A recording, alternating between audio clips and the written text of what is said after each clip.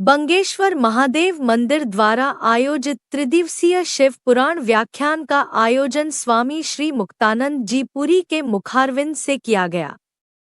इस व्याख्यान में सैकड़ों भक्तों ने उपस्थित होकर शिव महिमा और अवतारों के व्याख्यान को श्रद्धा भक्ति से श्रवण किया।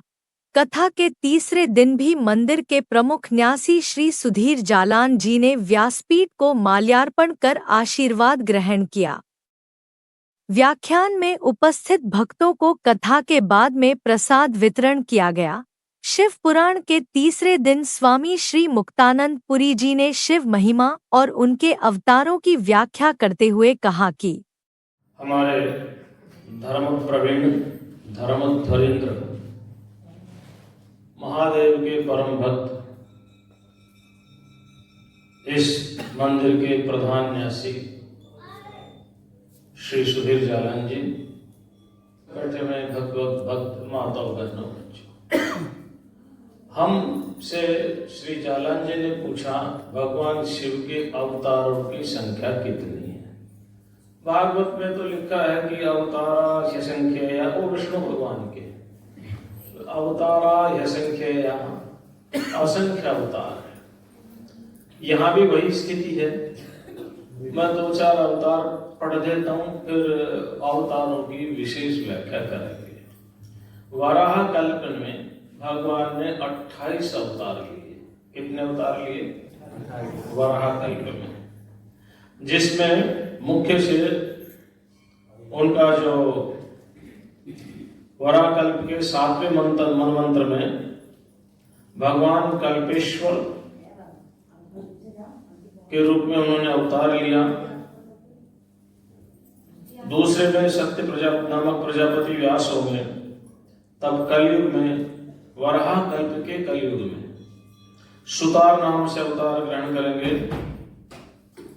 उस युग में धुंधुभि, शत्रु, वृषिक और केतुमान नामक वेद के ब्राह्मण मेरे प्रिय शिष्य होंगे।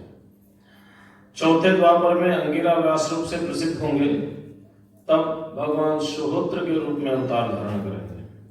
5वें में सविता नामक व्यास होंगे और उस समय भगवान महातपस्वी कंक नामक योगी के रूप में अवतार ग्रहण करेंगे। इस तरह से 28 अवतार एक ही कल्प में बताए हैं और इस तरह से हजारों कल्प हुए हैं, हजारों उनके अवतार हैं।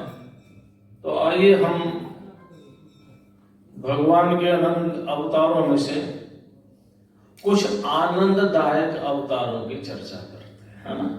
आनंददायक तो सभी हैं, लेकिन फिर भी उन पर विचार करते हैं। अब देखिए, एक करुणा भगवान की। करुणा ऐसी है, विदर्भ देश, विदर्भ देश तो समझ गए आप कहाँ है इस समय।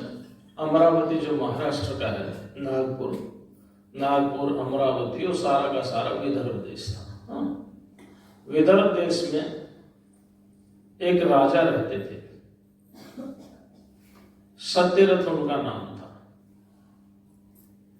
भगवान शिव के अनन्य भक्त हैं। हमारे श्री पवन केडिया जी भी आ गए बड़ी दूर से चल करके। सत्यरथ उनका नाम था राजा का। भगवान शिव के अनन्य भक्त थे।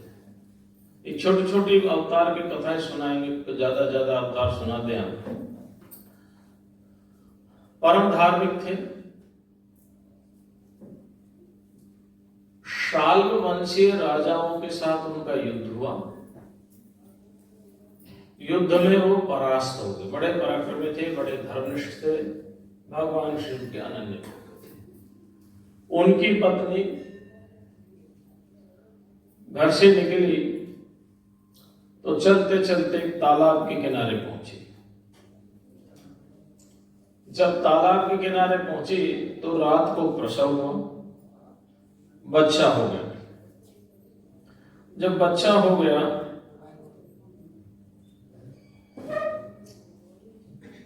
तो उसको प्यास लगी। प्यास लगी तो तालाब में पानी पीने के लिए गई। वहां पर उसको मगरमच्छ ने खा लिया। अब है बच्चा अकेला। अब ये देखिए शिव जी की अब वो शिव भक्त थे, राजा रानी दोनों ही।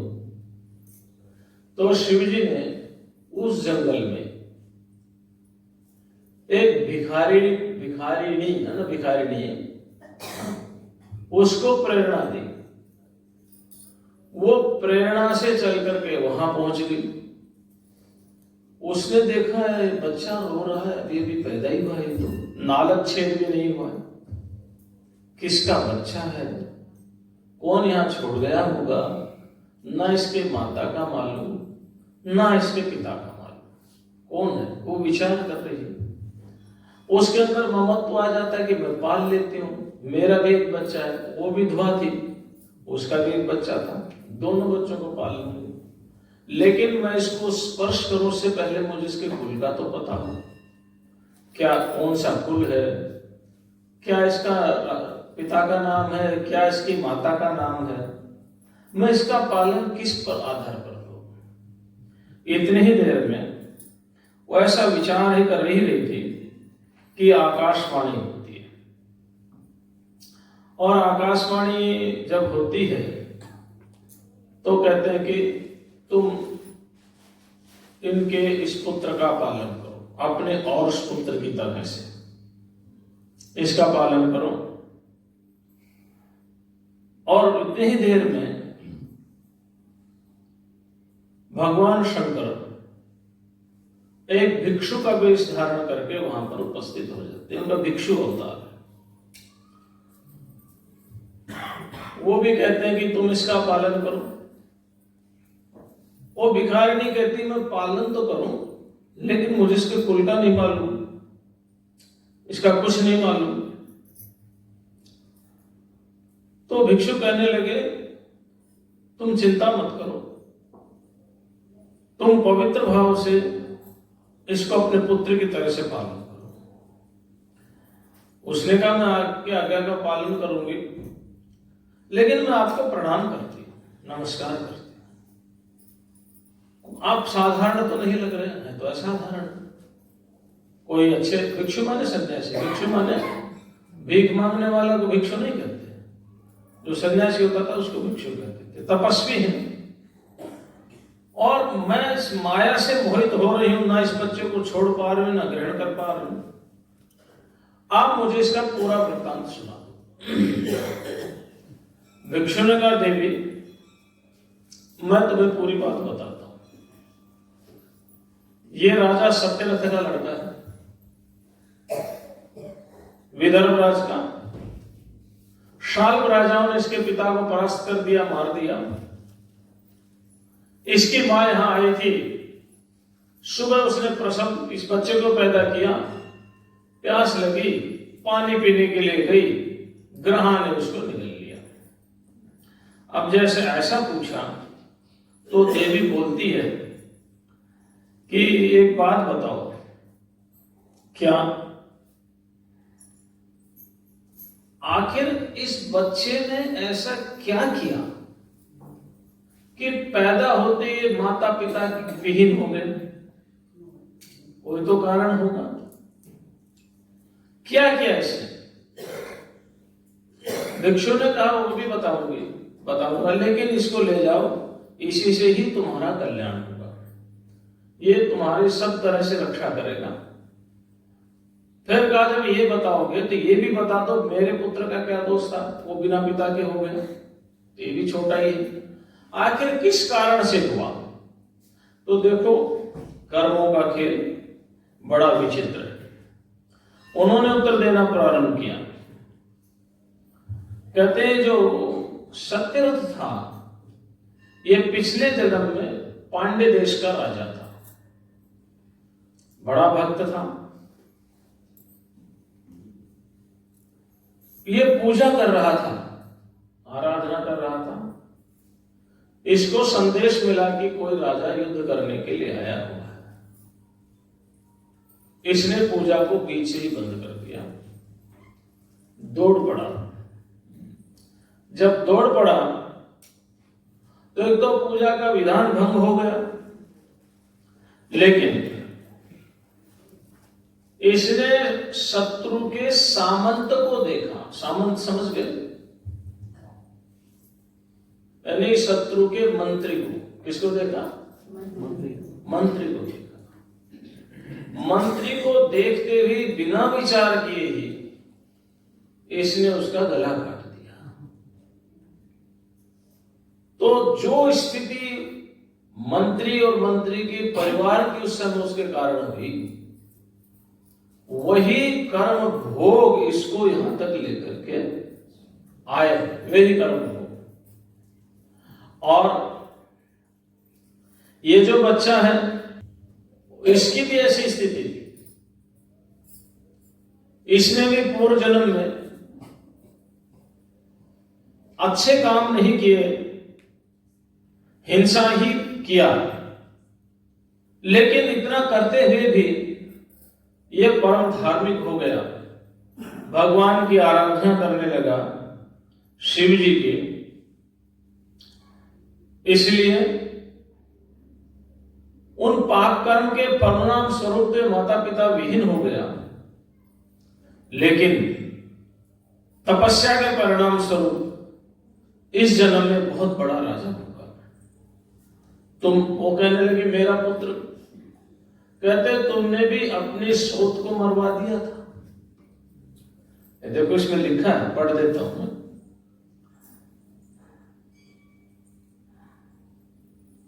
हाँ, इसकी माता ने अपने सोत को छल से मरवा दिया था, इसलिए वो भी चली गई।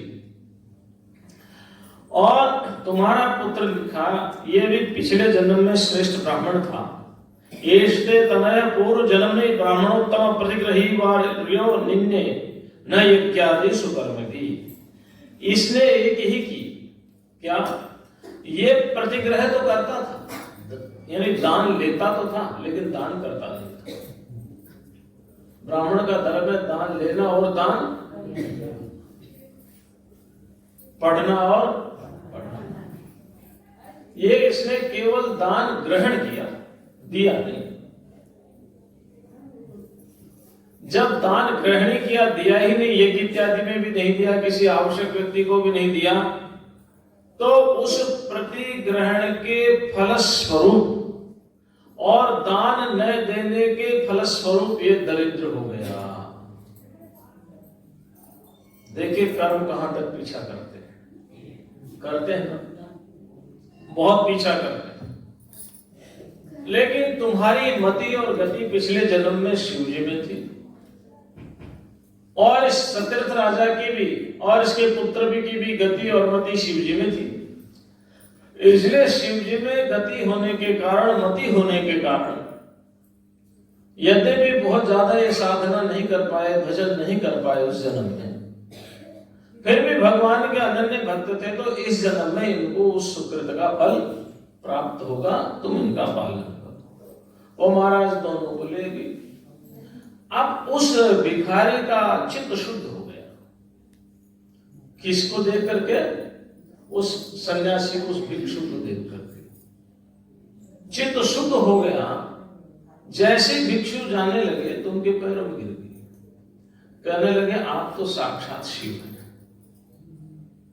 आप साक्षात शिव हैं, प्रभु मुझे अपने। शिव ने उसको वरदान दिया। उस भिखारी ने बच्चों को पालन किया। एक बार वो राजपुत्र स्नान करने के लिए गया तो रत्नों का बहुत बड़ा भंडार उसको मिल गया। अब दोनों पैसे वाले हो गए। एक बार वो आखेट खेलने के लिए गया तो एक विद्याधर की कन्या कुमारी उसको दिखाई दी। उसके पिता ने सोचा कि इसे श्रेष्ठ और कहां मिलेगा, सुंदर तो राजकुमार था, हृष्टपुष्ट था। उसने उसी के साथ विवाह कर दिया, आधा राज दे दिया, राजा बन गया और फिर से अपने राज पर विजय प्राप्त कर ली। यह भगवान का भिक्षु अवतार है। जब भगवान करुणा करते हैं तो करुणा ऐसे ही करते हैं। एक भगवान का सुरेश्वर अवतार है। सुरेश्वर माने इंद्र, सुरेश्वर माने। अब सुनो, छोटे छोटे अवतार इसलिए सुना रहा हूं ताकि हृदय में आ जाए कि भगवान शंकर से ज्यादा करुणावान और कोई भी नहीं है। हाँ, एक बार व्याघ्रपाद का पुत्र उपमन्यु, जो धौम्य के बड़े भाई थे,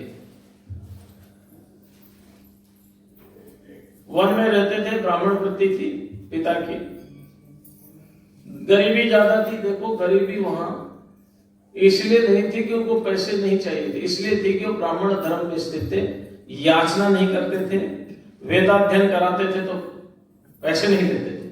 आजकल तो ट्यूटर जैसे होते हैं ना। भारत में सबसे पहले ट्यूटोरियल क्लास किसने चलाई मालूम है? बताओ, who is the first tutor of India? बता सकते हो कोई? नहीं मालूम ना? द्रोणाचार्य। कौन थे? द्रोणाचार्य। शुल्क लेकर के सबसे पहले द्रोणाचार्य ने ही शिक्षा प्रारंभ की थी। इससे पहले और इसके बाद भी, बहुत बारों बाद भी शुल्क नहीं लिया जाता था, इसलिए ब्राह्मण के पास पैसे नहीं होते थे। वो अपनी जीविका सहज रूप से ही चलाता रहता था, शुल्क नहीं लिया जाता था। तो महाराज ये अपने मामा के यहां चले गए, उपमन्यु। क्या नाम है? उपमन्यु। मामा क्या, इसने दूध पिया, घर आ गए। एक दिन दूध के लिए रोने लगे। दूध तो घर में था नहीं, इसकी मां ने समझाया कि हम वन में रहते हैं, यहाँ दूध कहां से आएगा। लेकिन ये रोते रहे तो मां ने क्या किया, ऊच्छवृत्ति, शिरोच्छवृत्ति बताई थी ना कल हमने, वहां से धान था, उसको पीसा, पानी में मिलाया, गर्म किया, इसको दे दिया।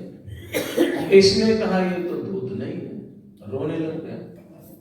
जब रोने लग गया तो सभी की मनोकामना तो एक ही पूर्ति करते हैं, है ना? हाँ,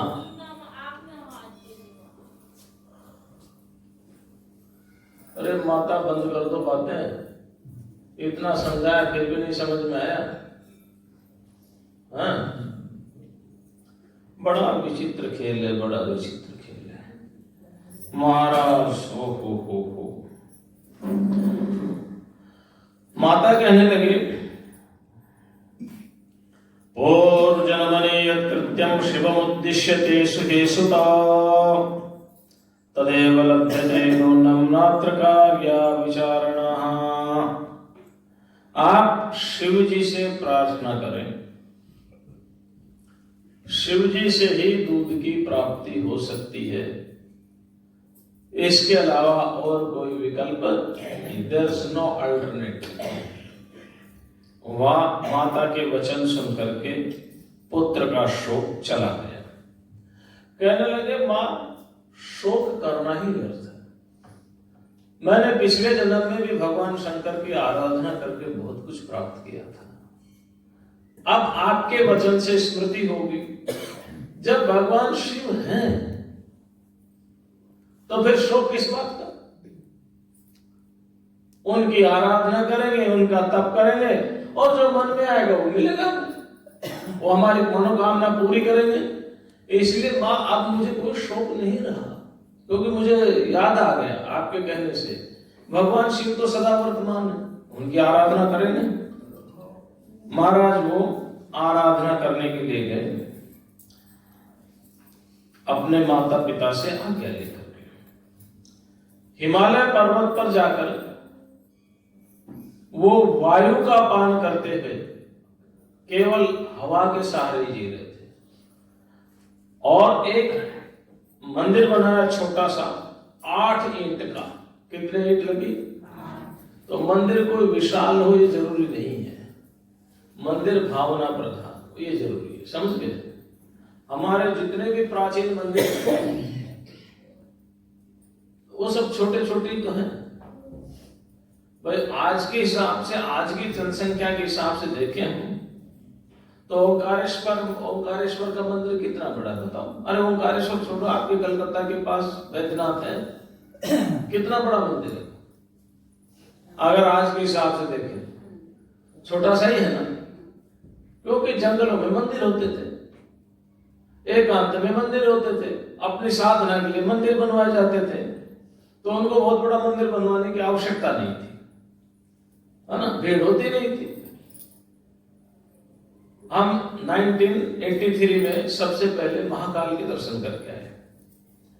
तो उस समय कुछ भी नहीं था वहां पर, वहीं हम टहलने लग जाते थे। अपनी यूनिवर्सिटी की तरफ से गए थे विक्रम विश्वविद्यालय उज्जैन में, वहीं टहलने लग जाते थे। 2 बार जाओ 3 बार जाओ, ऐसे नीचे उतर करके दर्शन करते थे, दूसरी सीढ़ी से ऊपर आ जाते थे, वहीं बैठ जाते थे। ना कोई सिपाही था, ना कोई भीड़ थी, पंडित पूछने वाले थे कहाँ बैठे हो कहाँ नहीं बैठे। और आज संख्या बढ़ गई तो व्यवस्थाएं भी करनी पड़ती है। जब संख्या नहीं थी तो व्यवस्था की आवश्यकता, तो पहले ऐसे ही मंदिर होते थे, छोटा सा मंदिर बनाया, मंदिर बना करके भगवान शंकर की आराधना करने लगे। और मां जगदम्बा का, पार्वती का और शिव जी का एक साथ स्मरण करके उन्होंने पंचाक्षर मंत्र के द्वारा भगवान की आराधना। पंचाक्षर मंत्र मालूम है? ओम नमः, ओम बोलोगे 6 अक्षर थे, नमः। इसकी हमने एक बार प्रवचन भी किया था पंचाक्षर मंत्र पर। नमः शिवाय, इस मंत्र के द्वारा वो आराधना करने लगे। इस मंत्र की व्याख्या शिव पुराण में वायवीय संहिता में बड़े विस्तार से, कभी शैव धर्म का वहां पर वर्णन है, उसका कभी संयोग होगा तो फिर चर्चा करेंगे, है ना। नमः शिवाय इस पंचाक्षर मंत्र की वो मां भगवती जगदम्बा के साथ आराधना करने लगे। देखो एक बात है, सभी लोग ऐसा ही कहते हैं, मां जल्दी प्रसन्न भी हो जाती है, दया का सागर भी होती है, बेटे के ऊपर करुणा भी करती है। तो बाप को खुशी होने में टाइम लगे तो मां जल्दी खुश कर देती नहीं, इसलिए मां को कभी भूलना नहीं चाहिए, है ना। मां बड़ी प्रेममयी होती है। महाराज भगवान शंकर प्रसन्न हो गए, बड़ी स्तुति की उपमन्यु ने। उपमन्यु ने क्या कहा देखिए, बड़ी सुंदर बात कही। सदसद व्यक्तम अव्यक्तम यमाहुर ब्रह्मवादिनः नित्यमेकमनेकम च वरम तस्मात् प्रणम्यहम्। हाँ सॉरी, बीच में भूल गया मैं, सुरेश्वर अवतार था ना। भगवान शिव ने उसकी परीक्षा लेकर के लिए इंद्र का रूप धारण कर लिया, पार्वती ने शची का रूप धारण कर लिया, और जो वृषभ था उसको हाथी बना दिया। बिल्कुल इंद्र का रूप धारण करके और उनके सामने उपस्थित हो गए और कहने लगे मैं तुम्हारी तपस्या से प्रसन्न हूं, वर मांगो। वो कहते हैं कि भाई मुझे आपसे कोई वर नहीं चाहिए। क्या कहा? मैं तो भगवान शिव से ही वर चाहता हूं, आपसे कुछ नहीं चाहता, मुझे चाहिए नहीं आपसे। जिसको ब्रह्मवादी लोग सत असत, सत्य कहते हैं व्यक्त जगत को, मैनिफेस्टेड वर्ल्ड, और असत कहते हैं अव्यक्त, unmanifested state of consciousness. The manifested state of consciousness is called सत, and unmanifested state of consciousness is called असत। यहाँ असत का मतलब अभाव से नहीं, सत्ता रहित होने से नहीं है। इंद्रियों से जो दिखाई दे रहा है उसको हम सच्चा मान लेते हैं, जो नहीं दिखाई दे रहा उसको हम सच्चा, भाई इसी ही बात है। जो सत और असत है, व्यक्त और अव्यक्त है, नित्य है, एक है, मैं उन्हीं भगवान शिव से वर मांगूंगा। तत्वज्ञ लोग उन्हें तर्क से परे और सांख्य लोग उनको तत्वरूपात्मक रूप से मानते हैं। मैं उन्हीं से वर मांगूंगा। महाराज बहुत बात कही और यहां तक कह दिया बहुनात्र की मुक्तेर, हे इंद्र, बहुत कहने से तो क्या फायदा। वच्मे तत्वम मतम स्वकम न प्रार्थये पशुपतेरन्यम देवादिकम स्फुटम। मैं भगवान पशुपति को छोड़ करके किसी भी देवता से कोई वर नहीं चाहता। हो महाराज इंद्र ने, इंद्र कौन थे? वो शिव जी थे। इंद्र रूपधारी शिव जी ने शिव जी की निंदा कर दी। निंदा की तो कहने लगे कोई मेरा पाप है, जिसके कारण मुझे निंदा सुनने को मिली है। अब मेरी दूध की इच्छा समाप्त हो गई और उपमन्यु मरने के लिए तैयार हो गया और इंद्र को भी मारने के लिए तैयार हो गए। महाराज बड़ी विचित्र लीला। उन्होंने पंचाक्षर मंत्र के द्वारा विभूति को अभिमंत्रित किया इंद्र का वध करने के लिए। अब इंद्र तो साक्षात शिव ही, पर उसको तो मालूम नहीं। जैसे अभिमंत्रित किया और उनकी तरफ फेंका तो नंदे ने बीच में से हटा दिया और स्वयं अग्नि जलाने के लिए मंत्र का प्रयोग किया कि अपने आप अग्नि प्रकट हो जाए। तो भगवान ने उसके अग्नि को अपने में विलीन कर लिया। अब ना तो इंद्र मर रहा है ना ये मर रहे। इंद्र जो इन्होंने अभिमंत्रित करके विभूति फेंकी थी इंद्र की तरफ, वो तो बीच में नंदी जो वृषभ बन करके, वो ऐरावत बन करके आए थे, उन्होंने ले लिया, हटा दिया वहां से बीच से ही।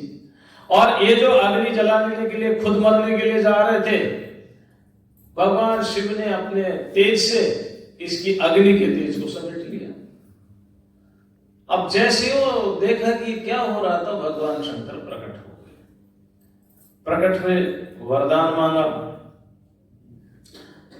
वरदान दिया भगवान ने। बहुत नदियां दे दी, घी दूध दही की नदियां दे दी, अजर अमर रहने का वरदान दे दिया, जीवन में कभी नहीं दुख आएगा, दिव्य ज्ञान प्राप्त होगा, बहुत से वरदान इनको दे दिए, दे करके चले गए। इस तरह से भगवान सुरेश्वर यानी इंद्र के रूप में भी एक बार अवतार ग्रहण किया, एक बार ब्रह्मचारी का अवतार ग्रहण किया। सुन लो, आनंद आएगा। भगवान की लीला बड़ी विचित्र है। पार्वती जी ने, पार्वती सती की थी तब नहीं, पार्वती ने परमात्मा को प्राप्त करने के लिए, शिव को प्राप्त करने के लिए तप किया।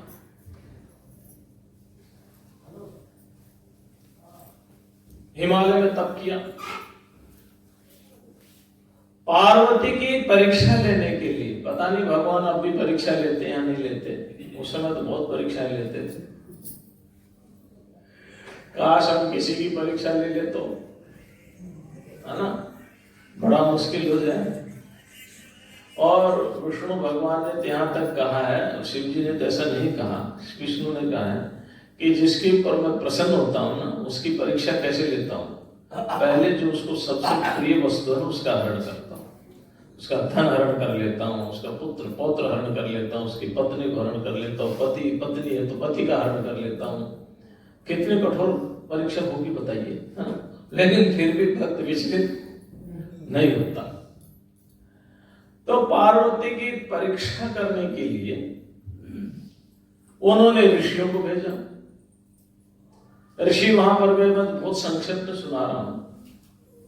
ऋषि आकर के कहने लगी, पार्वती का निश्चित मत है, वो केवल आपसे ही विवाह करना चाहती। शिव जी कहने लगे, तो मुझे मालूम, मेरी ही तो शक्ति है, लेकिन लोगों को शिक्षा देनी है, शिक्षा देने के लिए परीक्षा करनी जरूरी है, नहीं तो लोग क्या शिक्षा लेंगे। तो मुझे मालूम मेरी शक्ति है, मेरे से अभिन्न है वो, परीक्षा लेनी जरूरी है।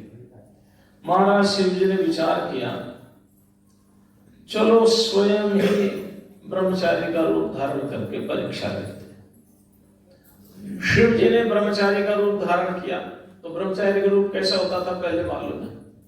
एक तो कमंडल हाथ में होता था, शिखा होती थी, और यज्ञोपवीत क्या कहते हैं, जनेऊ, या एक मेखला बंधी रहती थी, मूंज की रस्सी कमर में, है ना, कोपीन होता था, हाँ?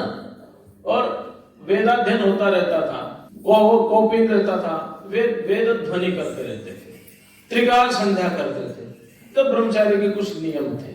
वैसा ही रूप धारण करके वो पार्वती जी के पास पहुंचे। पार्वती जी ने उनका बड़ा स्वागत सत्कार किया। कोई ब्राह्मण देवता आया है, ब्रह्मचारी आया है। पहले ब्रह्मचारी को देख करके राजा भी अपना रास्ता बदलता था, क्यों? क्योंकि ये तेजस्वी हो, वेदाध्ययन कर रहे हैं, नियम से रह रहे हैं, प्रतिदिन गुरु की सेवा करते हैं और भिक्षा से अपने संपूर्ण साथियों की, गुरुजनों की भी सेवा करते हैं। भिक्षा करके लाते हैं, एक जगह रखते हैं, सब मिल करके उसी को खाते हैं। तो ऐसी तपस्वियों के लिए राजा भी जगह छोड़ देता था। वे बड़ा सत्कार किया। शिव जी कहने लगे, कौन? ब्रह्मचारी। अब समझो ब्रह्मचारी कहने लगे। हाँ, ब्रह्मचारी क्या बोले? किम ब्रवीमि महादेवी कथनीयम न विद्यते, महान अर्थकरम वृत्तम दृश्यते विकृतम महत्। उन्होंने पूछा कैसे हैं? तो महादेव जी ने बोले क्या बताएं, कुछ कह नहीं पा रहे, ये तो महान अनर्थ को मैं देख रहा हूं। बड़ा विकार हो गया। क्या हो गया? नवे वैसी सद्भोग साधने सुख कारणे मोक्षार सद्भोग वृथैव त्वं तपस्यसि। अरे तुम्हारी युवा अवस्था है, तुम्हारे पास सब साधन है, फिर युवावस्था को छोड़ करके, सारे साधनों को छोड़ करके तुम ये व्यर्थ में तपस्या क्यों करते हो? कात्वं कस्यासि तनया किमर्थं विजने वने तपश्चरसि दुर्दर्शं मुनिभिः प्रयतात्मभिः। देवी तुम कौन हो? किसकी तुम पुत्री हो? किस लिए इस भयंकर जंगल में तप कर रही हो? और तब भी सहजने बड़ा दुर्धर्ष तप है। मेरी समझ में नहीं आ रहा है अनर्थ क्यों हो रहा है। तुम्हारे जैसी युवा को, जिसके पास सारे साधन हो, उनको साधनों का भोग करना चाहिए, सबको छोड़ करके जंगल में और हाँ भभूति लगा के, भभूति समझते ना, क्या बात है। तपस्या कभी करके देखो, बड़ा मजा आता है ना। चक्रवर्ती सम्राट में भी इतना सुख नहीं जितना तपस्या में बैठ करके मन जब शांत हो जाता, एकाग्रचित हो जाता और लीन होता ना, तो ऐसा लगता पूरा संसार है ही, आनंद आता है। करोगे तपस्या, बड़ा कठिन है, लेकिन क्यों कर रही है? पार्वती कहने लगी उनके वचन को सुन करके, ये ब्रह्मचारी सुनो मेरी बात। मेरा जन्म भारतवर्ष में हुआ, हिमालय की मैं पुत्री हूं। पिछले जन्म में मैंने दक्ष के घर जन्म लिया था, सती मेरा नाम था। मेरे पिता ने मेरे पति का अपमान किया, मैं वो सहन नहीं कर सकी। योगाग्नि के द्वारा, अगर आप भागवत में कभी पढ़े सती ने कैसे हुई थी वो सती, तो यज्ञ में बैठती है, वायु का और जल का आमंत्रण करती है।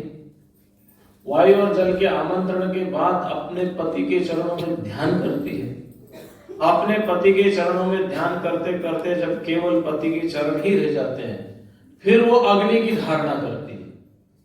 फिर वो अग्नि की धारणा करती है और अग्नि की धारणा करने के बाद जब केवल एकाग्रचित हो जाता है, तो फिर अग्नि को प्रकट करती है और शरीर को छोड़ देती है। अगर मान लो आज सती प्रथा बंद है, मान लिया बंद है, अगर कोई नारी इस तरह से करना चाहे तो कौन रोक सकता उसको?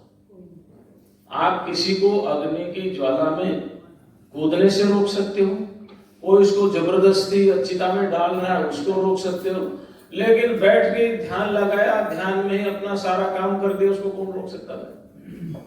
तो सती का अर्थ चिता में जलना नहीं है। पति का चिंतन करते हुए परम समाधि के द्वारा पांचों तत्वों को अपने अपने तत्व में विलीन कर देना। पृथ्वी जो शरीर में पृथ्वी तत्व, उसको पृथ्वी में विलीन कर देना। जो जल तत्व, उसको जल तत्व में विलीन कर देना। जो अग्नि तत्व, उसको अग्नि तत्व में विलीन कर देना। जो वायु तत्व, उसको वायु तत्व में विलीन कर देना। आकाश आकाश में विलीन हो जाएगा। तो इस तरह महासमाधि के द्वारा अग्नि को धारणा करके फिर अपने आप अग्नि प्रकट करके और दिव्य रूप से जब शरीर का त्याग होता है तो वही सती होती है और उसको ही जीवित समाधि भी कहते हैं। ऐसी स्थिति में किसी देश का कोई कानून कुछ नहीं कर पाता। समझ रहे ना? कानून तो इसलिए लगाया था, अभी मालूम नहीं इधर तो, मुझे हमारे राजस्थान में तो राजाओं के यहाँ जबरदस्ती सती कर दी जाती थी। तो जबरदस्ती तो अच्छी बात नहीं थी। खैर हमारे यहाँ तो एक मंदिर है, रानी सती का मंदिर है, और ये रानी सती महम के आसपास हरियाणा में एक युद्ध में एक आक्रांता के द्वारा, मुसलमान के द्वारा इनके पति का वध कर दिया गया था। तब इन्होंने इसी प्रकार की समाधि के द्वारा अपने शरीर का त्याग किया था। तो सती है, ठीक है। उसके बाद मैंने हिमालय के घर में जन्म लिया, पार्वती मेरा नाम होगा, पर्वत की पुत्री। अब मैं अपने पति को प्राप्त करने के लिए तपस्या कर रही हूं। ओहो, बड़ा विस्तार से बताया। और मैंने मन से वचन से, मनसा वाचा साक्षात कर्मणा पति भावता, मन वचन और कर्म से उनको पति के रूप में स्वीकार कर लिया। मैं हे ब्रह्मचारी सत्य कहती हूं, इसमें कोई संदेह नहीं है, शंकर ही मेरे पति होंगे, चाहे कितना भी कष्ट उठाना पड़े। अब शंकर का नाम लिया तो ब्रह्मचारी शंकर की निंदा करने लगे, कहने लगे देवी तुमने इस प्रकार का विचार क्यों किया? अरे सभी देवताओं को छोड़ करके तूने शिव को पति रूप में बनाया, क्या है उसके पास? समझ में नहीं आता।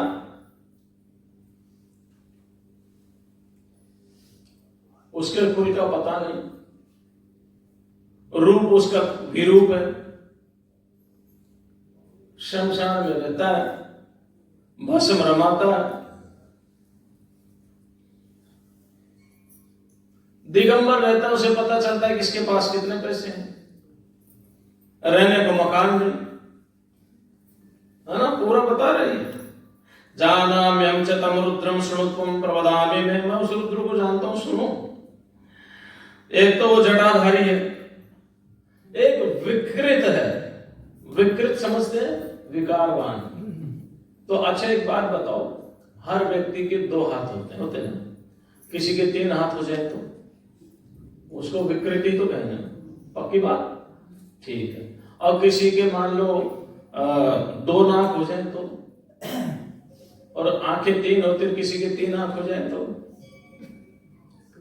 भगवान शंकर की कितनी आंखें हैं? तो शरीर विकृत हुआ या नहीं हुआ? है?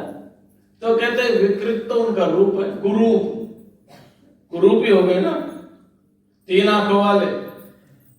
और 3 आंखें कौन सी है उसकी व्याख्या हम पहले कई बार कर चुके, आगे भी करेंगे, लेकिन फिर सुन लो ब्रह्मचारी क्या कह रहे हैं। बड़ी बड़ी जटाएं उनकी, अकेले रहते हैं, वैराग्य उन्होंने धारण कर रखा, पत्नी चाहिए नहीं उसकी, तुम जिसकी तपस्या कर रहे हो, विरागी है। और महाराज तुम्हारा मन उसमें लगा कैसे? समझ में नहीं आ रहा। कुल का उसका पता नहीं, उसके माता पिता कौन है? कोई बता सकता भाई शंकर के माता पिता कौन है? अलक्ष्य जन्मा दिगंबरत्वेन निवेदितम वसु वरेषु यद बाल मृगाक्ष मृग्यते तदस्ति गस्त किमपि त्रिलोचने। अरे शमशान में रहते हैं, माता पिता का पता नहीं है, कुरूप वैसे हैं, नंगे वैसे रहते हैं, ऐसा क्या है जो तुम उसमें ढूंढ रही हो? क्या है उसमें ऐसा? ओ महाराज, पार्वती ने कहा ब्रह्मचारी तुम्हें मार नहीं सकती मैं, तुम ब्रह्मचारी हो। अगर ब्रह्मचारी नहीं होते ना तो अभी मैं तुम्हारा काम तमाम कर देती। तुम शिव की निंदा करते हो, हाँ? ये ठीक नहीं है। महाराज जब ऐसा कहा, पार्वती ने बड़ा कहा, अरे दुष्ट, तुमने कहा कि मैं शंकर को जानता हूं, तुम कुछ नहीं जानते उसको, तुम कुछ जानते ही नहीं। बड़ी भर्त्सना की। पार्वती कहने लगी अपने सखी से, ये कुछ और कहना चाहता है, इसको रोक दो, ज्यादा ना कहे। न केवलम भवेत् पापम निंदा कर्तु शिवस्य ही, यो वै शृणोति तन्निन्दां पापाक्ष भवेदिह। निवार्यताम किमप्यं पटुर पुनर्विवक्षुस्फुरितोत्तरोद्धरः। न केवलम यह महतोपभासते संशृणोति तस्माद् योऽपि स पापभाग्। ये सखी इस ब्रह्मचारी को रोक दो, इसके होठ फड़फड़ा रहे, लगता है कुछ और कहना चाहता है। अपने से बड़ों की निंदा करने वाला ही पाप का भागी नहीं होता, जो सुनता है वो भी पाप का भागी होता है। यो वै शृणोति तन्निन्दां पाप भाग स भवेदिह। जो उसकी निंदा श्रवण करता है वह भी पाप का भागी होता है। शिव निंदा करो वध्यः। शिव की जो निंदा करता है उसका वध कर देना चाहिए।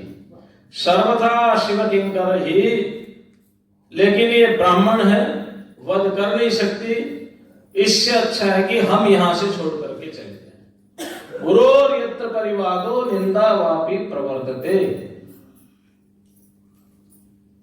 जहां पर गुरु की निंदा हो रही हो, पति की निंदा हो रही हो, पत्नी की भी हो रही हो, कोई भी हो, वहां पर परिवाद करना चाहिए, प्रतिकार करना चाहिए।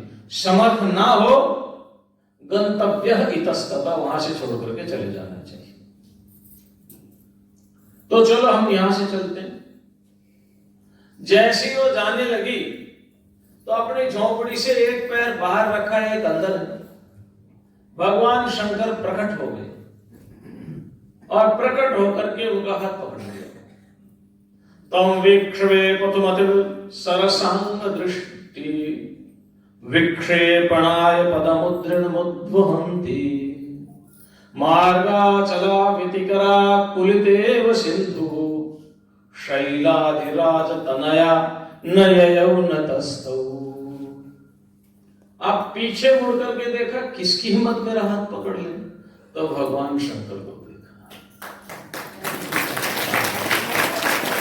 भगवान शंकर को देखा तो लज्जा आ गई, गर्दन नीचे कर दी। तो जैसे तीव्र वेग से आने वाली नदी किसी पर्वत पर टकराती है तो नदी न तो आगे बढ़ पाती है न रुक पाती, प्रवाह आ रहा होता है, आगे जा नहीं रही होती।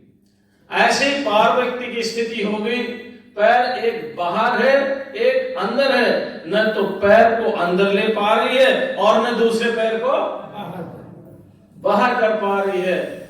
लज्जा से वहीं की वहीं पर ठहर जाती है।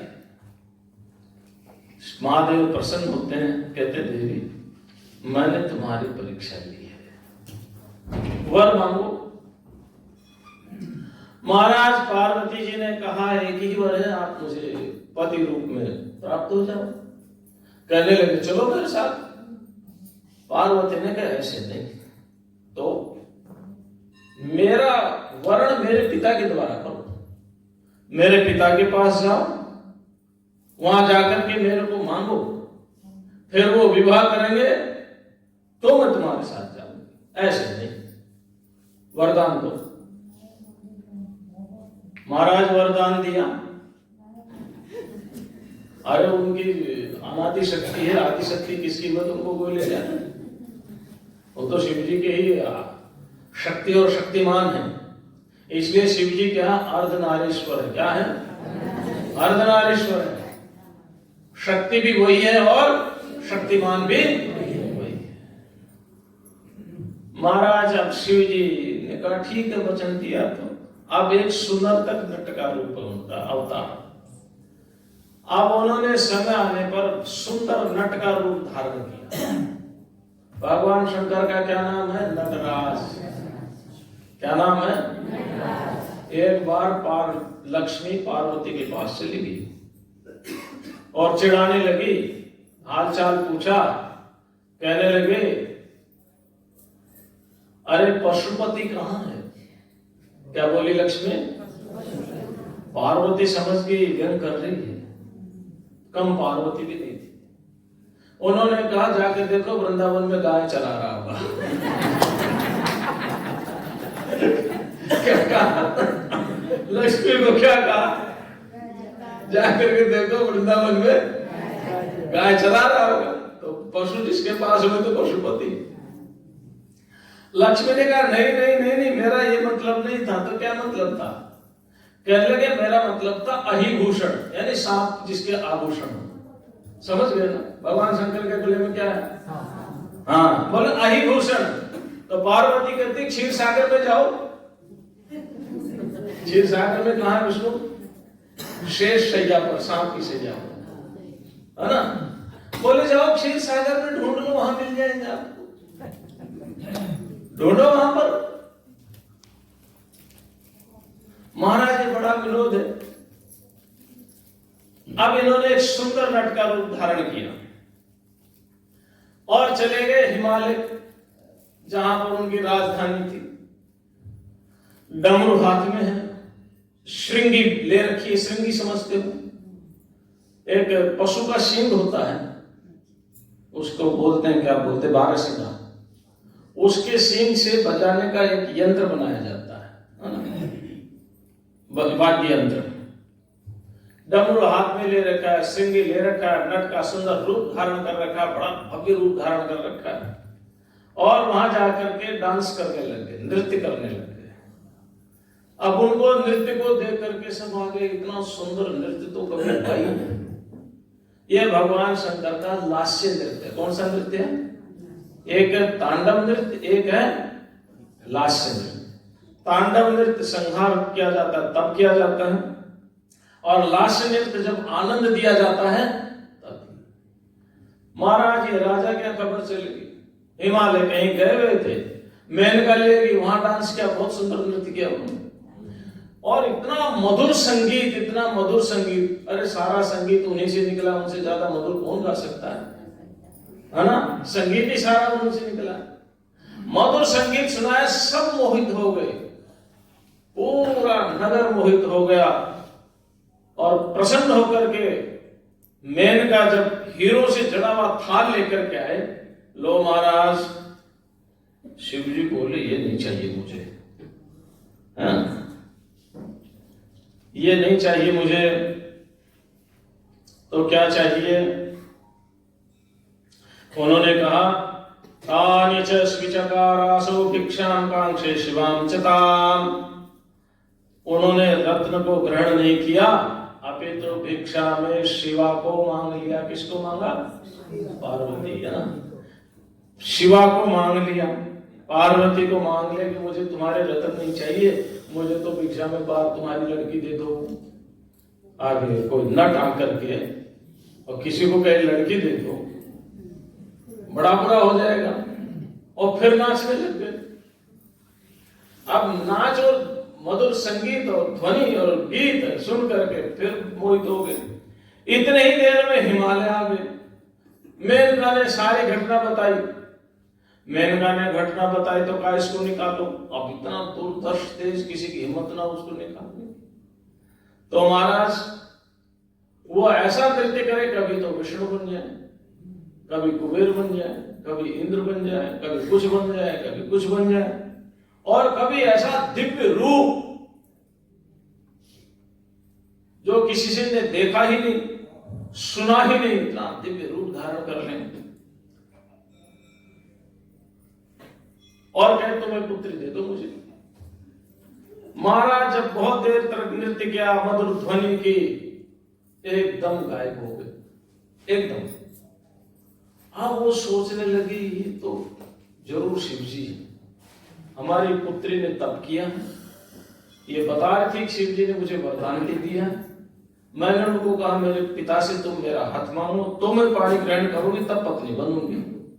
ये पुत्री को मांगने के लिए ही आए थे। ये लीलाधारी है, अनेक लीलाएं करते हैं। बड़ा दुख हुआ, हमने अपनी पुत्री का हाथ इसको पहचान गए कि शिव जी हैं। उसके बाद फिर सब ऋषियों को भेज करके विधि विधान से, जैसा पार्वती जी की इच्छा थी, भाई पिता के द्वारा ही विवाह हो, धर्म पत्नी बन करके मैं आऊंगी, उसी तरह से उन्होंने विवाह किया। ये उनके नर्तक का अवतार था।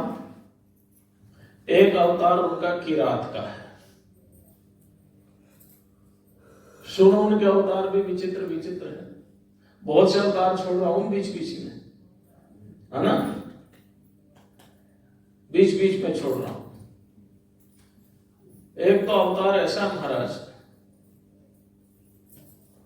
द्विज अवतार है कि रात से पहले 2 मिनट सुना देता हूं उसको।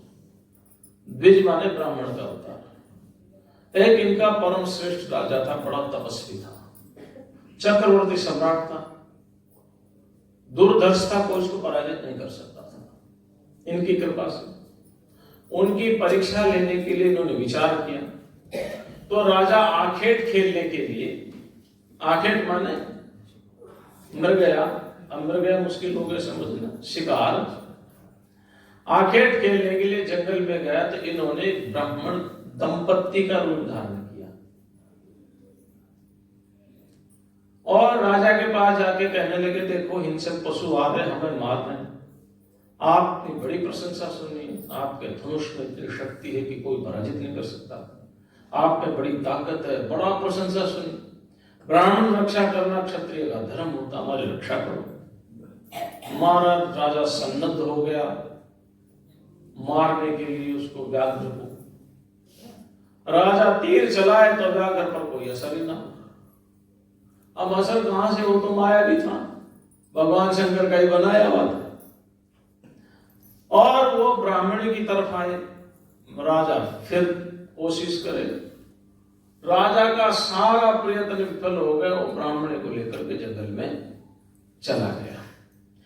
अब उस द्विज ने राजा को धिक्कार किया, धिक्कार है तुम्हारे बल पर, धिक्कार है तुम्हारे पौरुष पर, धिक्कार तुम्हारे क्षत्रियत्व पर, तुम एक ब्राह्मणी की रक्षा नहीं कर पाए, अपने आप को राजा कहते हो, चक्रवर्ती सम्राट कहते हो, और एक ब्राह्मण तुम्हारे द्वार पर अपने रक्षा के लिए आया और तुम उसकी रक्षा नहीं कर पाए।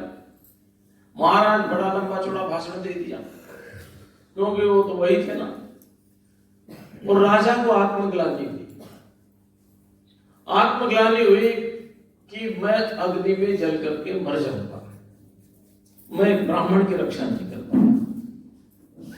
तो भगवान शंकर भी कम नहीं है, बोले मरो, मैं चिता बना देता हूं, तुम्हारे जैसे राजा का जीने का कोई अधिकार ही नहीं है, ब्राह्मण की रक्षा नहीं कर पाए।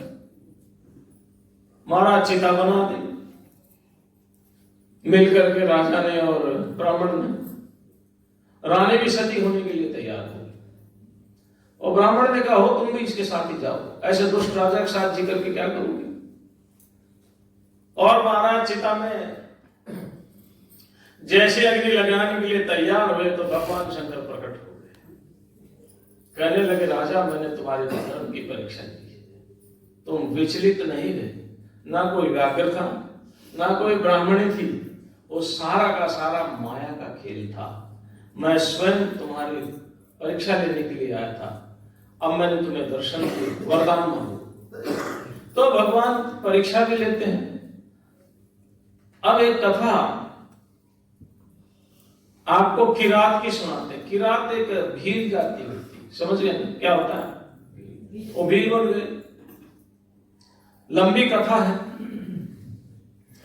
और मैं सोच रहा हूं कि मैं कल हमारे 2 महात्माओं का फोन आया था, तो उनको हम ये मंदिर दिखा रहे थे।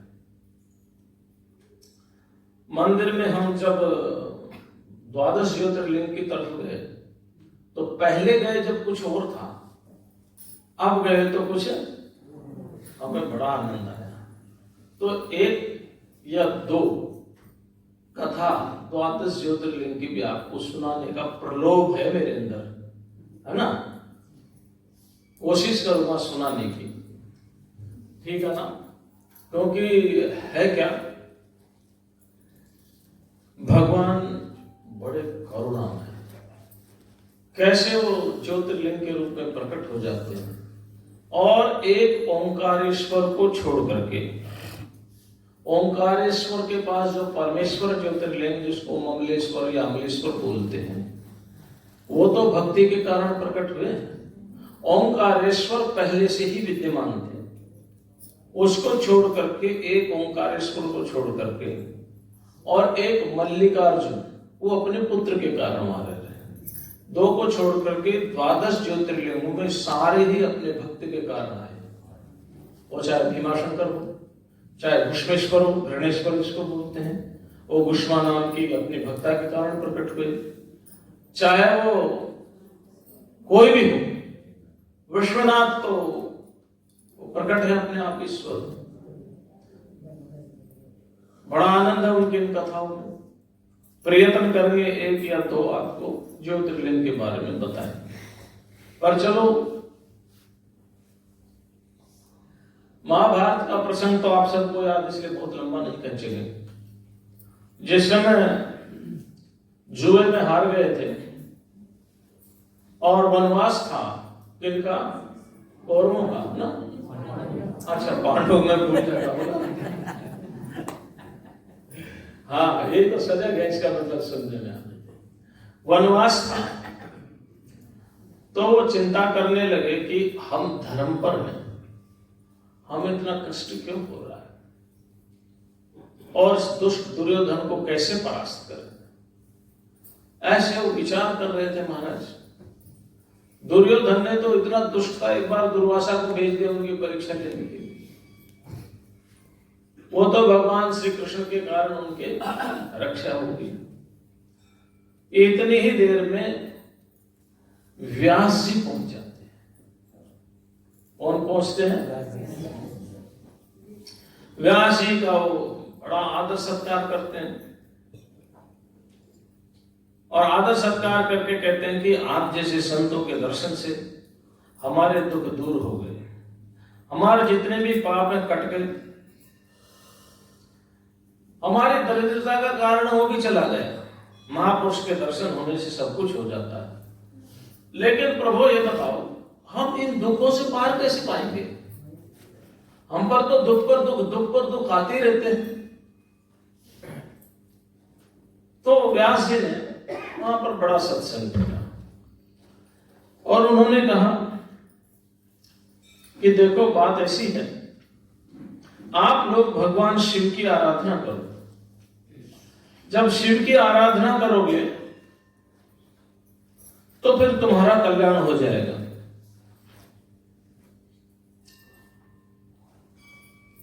शिव आराधना करो।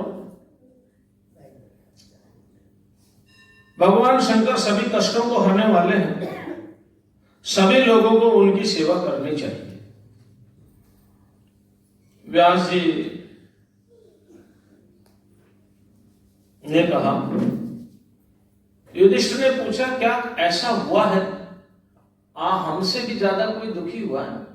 कोई नहीं हुआ। उन्होंने कहा, ऐसी बात नहीं है, तुमसे बड़े बड़े दुखी हुए। कहने लगे, निषद देश के राजा नल तुमसे भी ज्यादा दुखी थे। व्यास जी बता रहे हैं, नल दमयंती का किस कहानी तो आप सुनते ही, जानते या नहीं जानते? नहीं जानते।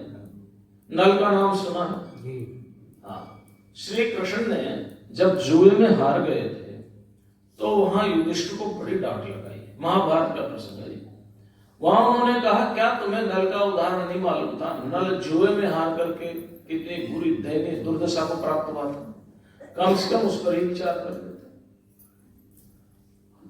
फिर उन्होंने और नाम लिए, भगवान श्री राम का भी नाम लिया वहां पर।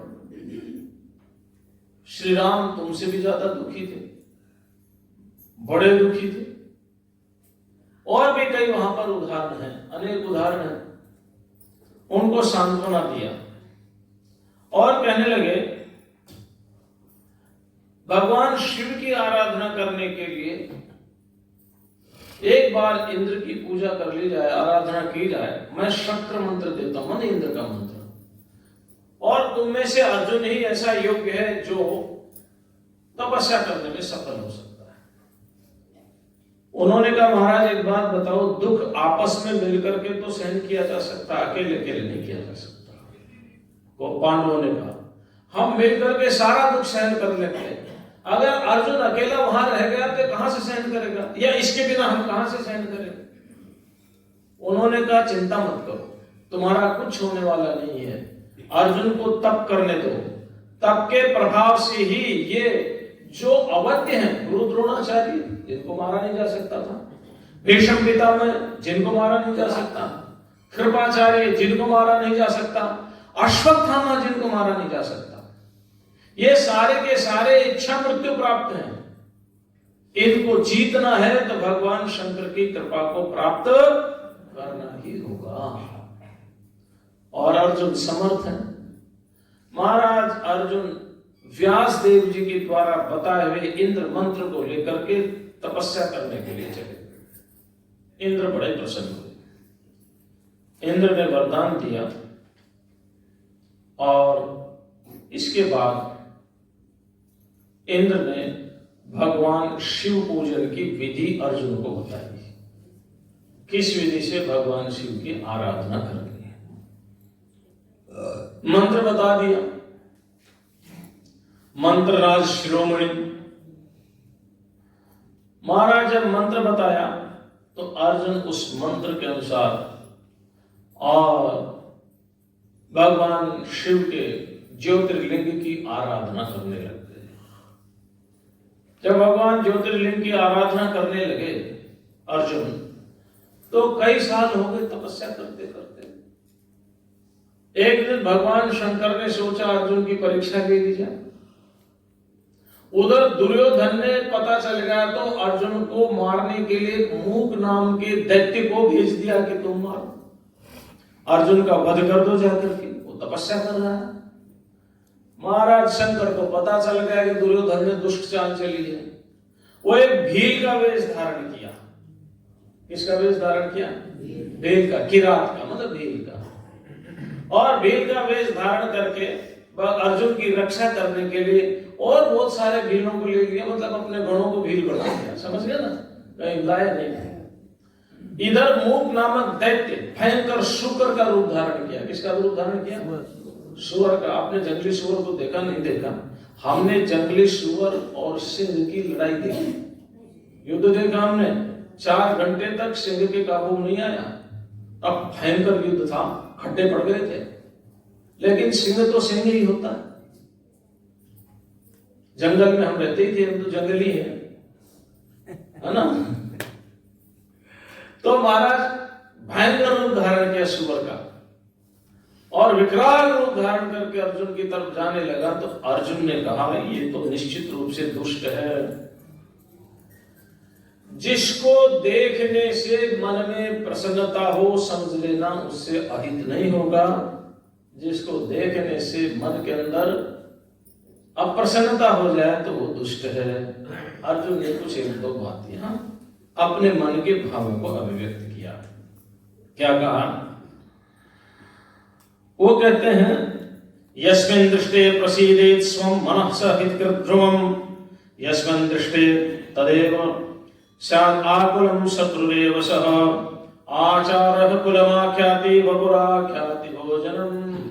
आचार उसका व्यवहार, उसके कुल की बात बताता है, उसका शरीर उसके भोजन को बताता है कि अच्छा खाता पीता है ना, लिखा है यहाँ पर। और उसके वचन ये बताता था कितना शास्त्र का ज्ञान है इसको, और नेत्र प्रेम को बताते हैं। महाराज आकारेण तथा गत्या चेष्टया भाषितैरपि वचन श्रुतमाख्यातम स्नेहमाख्याति लोचनम। महाराज आकार, गति, चेष्टा, संभाषण और नेत्र ये मुख के विकारों को बता देते हैं। नेत्र 4 प्रकार के हैं, उन्होंने पृथक पृथक भाव बताए हैं। मित्र के मिलने पर उज्जवल होते हैं नेत्र, पुत्र के देखने पर सरस होते हैं, स्त्री के देखने पर टेढ़े हो जाते हैं, और शत्रु को देखने पर लाल हो जाते हैं। बताया पहचान सामुद्रिक शास्त्र की। तो निश्चित रूप से मेरा शत्रु है। फिर उन्होंने शिव का ध्यान किया। अब मुझे क्या चिंता, शत्रु है तो शिव रक्षा करेंगे, लेकिन मैं क्षत्रिय हूं, प्रयत्न तो मुझे करना पड़ेगा। रक्षा करेंगे शिव जी और युद्ध करूंगा। उधर शिव जी भी अर्जुन की परीक्षा लेने के लिए भील का रूप धारण करके, किरात का रूप, बढ़िया जंगली भील बन करके अपने गुणों को भील लेकर के आ गए। जैसे वो मोक नाम का दैत्य अर्जुन को पास खाने के लिए पहुंचा, अर्जुन ने बाण का संधान किया। उधर किरात ने, किरात समझ गए ना सीधे, उधर भील ने भी बाण का संधान किया। दोनों ने एक साथ बाण छोड़ा। अर्जुन का बाण सुअर के मुंह से अंदर गया, पूंछ से निकल गया। किरात का बाण पूंछ से अंदर गया, मुंह से निकल करके पृथ्वी में समा गया। अर्जुन का बाण वहीं पड़ गया। अब महाराज जब बाण अर्जुन लेने के लिए गए तो किरात ने कहा जाओ बाण उठा लो। किरात के दूत बाण लेने के लिए गए तो उन्होंने कहा, रे तू तपस्वी दुष्ट, तू बाण का भूखा है, ये बाण ले जा रहा है। अर्जुन ने कहा बाण मेरा है, इस पर मेरा नाम लिखा हुआ है। बड़ा विवाद किया वहां पर, बड़ा भयंकर विवाद है। दूसरा दूत भेज दिया।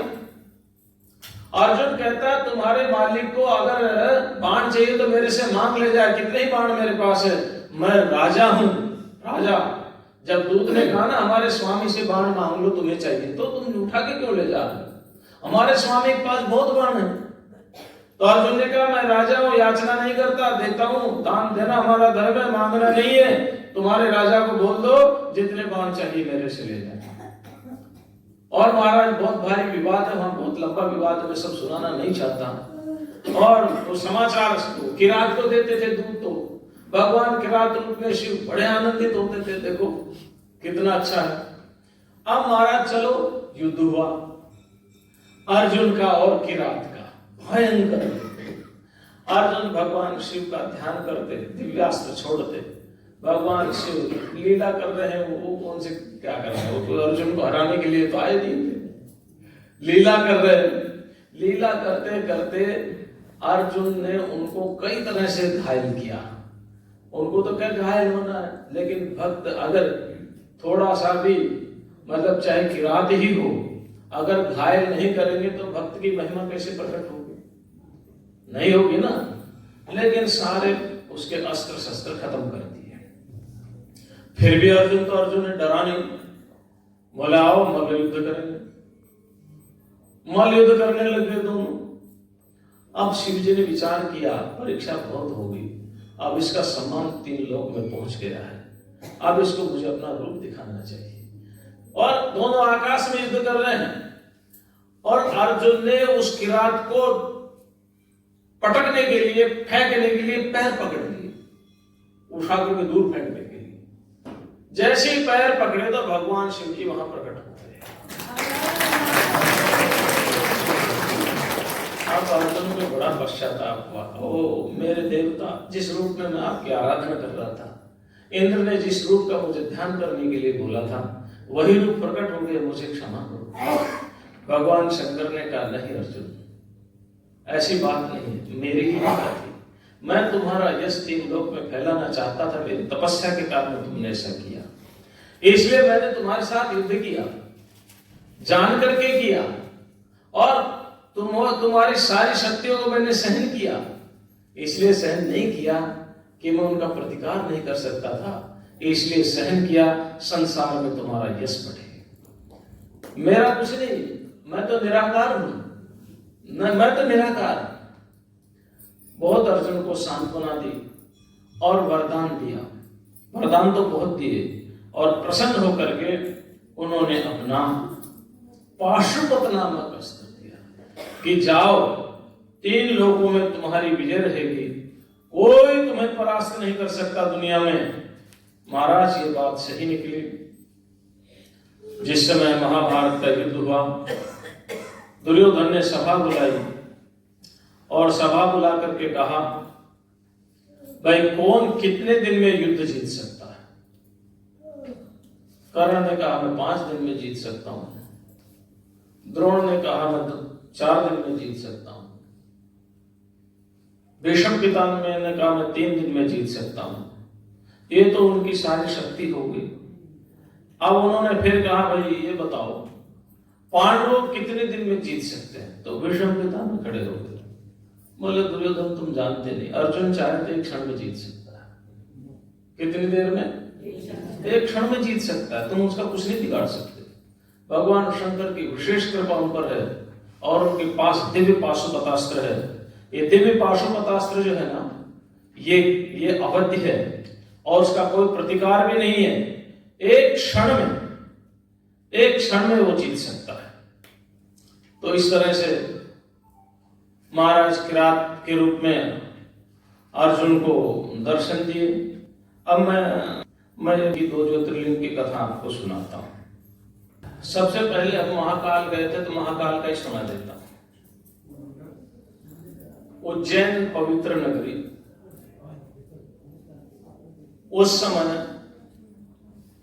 दूषक नामक एक असुर रहता था। उसने 3 लोक पर विजय प्राप्त कर ली, वैदिक धर्म का नाश कर दिया। इस उज्जैन नगरी में एक ब्राह्मण रहता था, वेद अध्ययन करता था। इसके 4 पुत्र थे। भगवान शिव का परम भक्त था। दूषण को पता चला कि भाई पूरी दुनिया मेरी आज्ञा मान रही है, कोई यज्ञ नहीं करता, तप नहीं करता, कोई भगवान का पूजा पाठ नहीं करता, ये ब्राह्मण क्यों नहीं छोड़ रहा। उसने महाराज ब्राह्मण के पास संदेश भिजवाया। ब्राह्मण अपने धर्म में निरत रहा, 4 पुत्र भी अपने धर्म में रहे। उसको घेर लिया उज्जैन नगरी को। उज्जैन नगरी को जब घेर लिया तो सारे ब्राह्मण उज्जैन के, अवंतिका, क्या नाम इसका, उज्जैन के इनके पास गए। कहने लगे देखो हम ब्राह्मण हैं, हमारे पास अस्त्र शस्त्र है, हाँ हमारे पास एक ही है, भगवान शंकर की शरण। किसकी शरण? भगवान शंकर की शरण।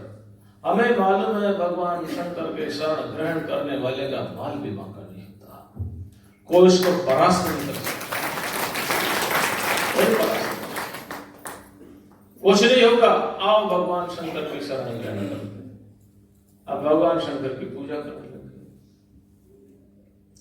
महाराज वो दैत्य जैसे मारने के लिए आए, सारे उसके सेनापति खत्म होते चले गए। जब दूषक स्वयं मारने के लिए आया तो वही जिस जो मृत्तिका का शिवलिंग बना करके, ज्योतिर्लिंग बना करके ब्राह्मण और सारे ब्राह्मण पूजा कर रहे थे, उसी में से भगवान शंकर प्रकट हो गए और दूषण का वध कर दिया। कहने लगे मैं काल का विकाल महाकाल हूं, और जो महाकाल का भक्त हो उसका कोई कुछ नहीं बिगाड़ सकता।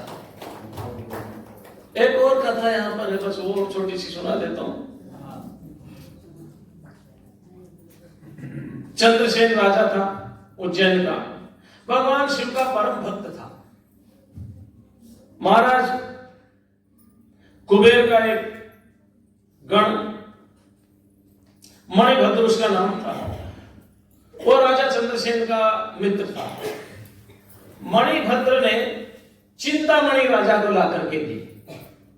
चिंतामणि से सारी चिंताएं समाप्त हो जाती है और स्वर्ण इत्यादि सब प्रकट होने लग जाता है। बड़ा धन धान्य संपन्न हो गया। चिंतामणि से उसकी रोग भी दूर हो गए, चमक भी आ गई, सारे राजा द्वेष करने लग गए और उन्होंने कहा इसको हराओ चंद्रसेन को। सारे राजा युद्ध करने के लिए आ गए। इधर क्या था कि एक श्री गोप भीलनी थी, उसका एक लड़का था, श्री गोप उसका नाम था। वो भीलनी उज्जैन में आ रही थी तो चंद्रसेन राजा भगवान शिव की आराधना कर रहा था। उनकी आराधना को देखने के लिए वो भीलनी वहीं रुक जाती है। उसका पुत्र भी उसको देखता ही छोटा सा ही बालक था। वो घर आ जाती है अपनी झोंपड़ी में, बालक घर से निकल करके पास में ही और मिट्टी का शिवलिंग बना करके जैसे राजा कर रहा था वैसे करने लग गया।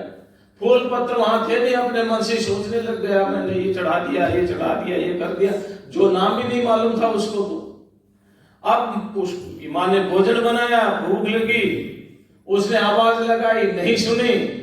जब नहीं सुनी तो मां ढूंढने के लिए गई तो वो तो वहां राजा कर रहा था वैसे ही कर रहा था। उसने सोचा कहां राजा, कहां इसको मालूम है क्या कर रहा है। उसने जबरदस्ती उठाना चाहा, नहीं उठा। उसने शिवलिंग को तोड़ दिया और रोने लग गया। जबरदस्ती घर ले आई तो बेहोश हो गया। क्या हो गया? बेहोश हो गया। बेहोश हो गया भगवान शिव के ध्यान में। अब भगवान शिव के ध्यान में बेहोश हो तो बेहोशी अवस्था में भगवान शिव ने कहा एक दिव्य मंदिर यहां पर प्रकट हो जाता है, तुम होश में आओ। तो होश में आया तो देखा वहां दिव्य, भाई बड़ा दिव्य मंदिर प्रकट हो गया। वो शिवलिंग भी रत्नों से विभूषित हो गए, सोने चांदी छत्र इत्यादि के सब गोपुर वगैरह बन गए। उसने कहा मां को तो बताऊं। मां के पास गया तो मां भी स्वस्थ होकर के सोने के पलंग पर सो रही थी। मां को जगाया, बड़ा आश्चर्य हुआ। मां ये समाचार राजा को देने पहुंची, महाराज मेरा पुत्र आपको देख करके ऐसे ऐसे करने लगा, मैं भोजन खिलाने के लिए जबरदस्ती ले आई, शिवलिंग को भी मैंने तोड़ दिया था और ये बेहोश हो गया। अब ये देखो इतना बड़ा शिव मंदिर प्रकट हो गया। राजा को बड़ी प्रसन्नता हुई। राजा ने मंत्री को बुला करके उस गोप का सत्कार किया और वहां पर कीर्तन किया, भगवान शिव का कीर्तन किया तो ये समाचार पूरे नगर में फैल गए। उन्होंने भी दूत भेज रखे थे राजाओं को समाचार मिल गया, अरे जिस राजा के गोप बालक से भगवान शिव इतने प्रसन्न हो गए और एक दिव्य मंदिर प्रकट हो गया, हम उस राजा को परास्त नहीं कर सकते। भगवान शिव की उस पर अनंत कृपा है। सारे राजा आए, क्षमा मांगी, प्रार्थना की और उस चंद्रसेन राजा के आदेश से सभी राजाओं ने भगवान शिव का पूजन और अर्चन किया। ऐसे महाकाल भगवान है।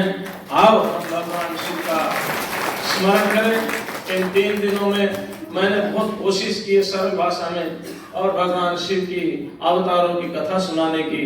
फिर भी कहीं कुछ गड़बड़ हो गई हो तो मुझे लौटा देना। आप यहाँ गंगा के किनारे रहते, मैं गंगोत्री रहता हूँ। जहाँ से निकलती है आप जहाँ समाते वहां रहते हैं, वहां रह करके मैं उसको शुद्ध करके लाऊंगा। यहाँ तक फिर जैसी होगी वैसी हो जाएगी, लेकिन आप लौटा देना, बुरा नहीं मानना। और बड़े आनंद और भाव से आप सब लोगों ने प्रवचन सुना, बड़ा आनंद आया। और एक बात हमने बताई है, हम संख्या की परवाह नहीं करते, कितने हैं कितने नहीं, हम भगवान का चिंतन करते हैं। कथा भगवान के लिए, भगवान के भाव से भगवान को धारण करके ही हम करते हैं। और भगवान हमारी देखो संख्या में पूरा होल भरा ही है। इसलिए इन दिनों में जो भी कुछ हुआ हो, हमसे कोई वाणी के द्वारा, व्यवहार के द्वारा कोई त्रुटि रह गई हो तो मैं भगवान शंकर के चरणों में प्रार्थना करता हूँ वो हमें सुधार आ जाए और आगे से ऐसा ना हो।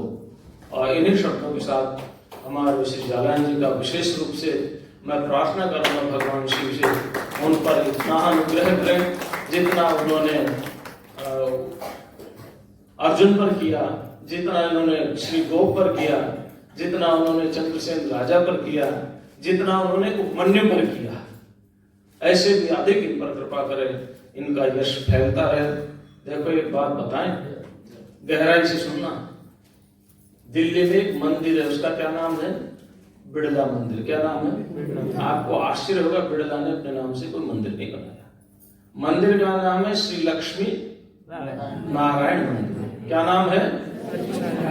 भगवान लक्ष्मी नारायण ने कहा, बिड़ला ने मेरा नाम किया और मैं इसका नाम करूंगा। कोई लक्ष्मी नारायण नहीं बोलता, सब बिड़ला मंदिर बोलते।